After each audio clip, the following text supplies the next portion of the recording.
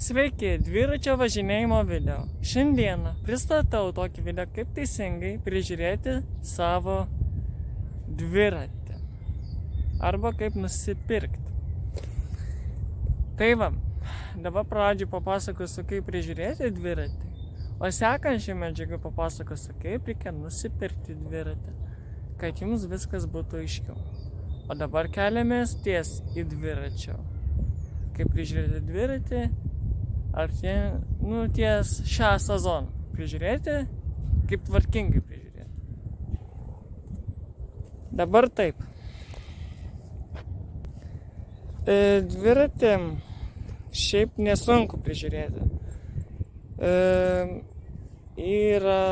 Aš galiu parodyti, ką reikia dažniau prižiūrėti, tai grandinė.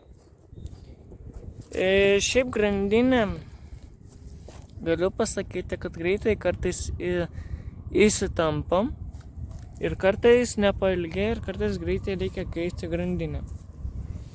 Kas dar?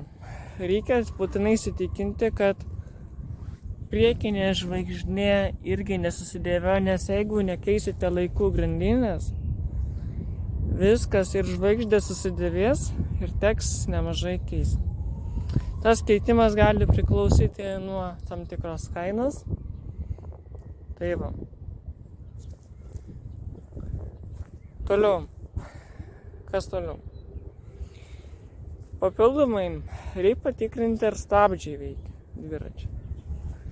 Ar nėra kažkokių stabdžių susidėvėjimų ženklų ar kažką. Reikia ne tai žinoti, bet reikia ir visada nuvežti į dviračių servisą. Šiaip Vilniuje yra daug dviračių servisų.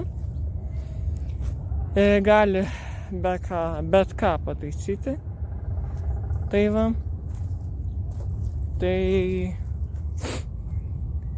Tai labai šaunuoliai, kad žiūrit mano video. Ir tai kągi, labai ačiū, kad žiūrėjot mano video šitą dviračio važinėjimas. Iki sekančių kartų. Iki.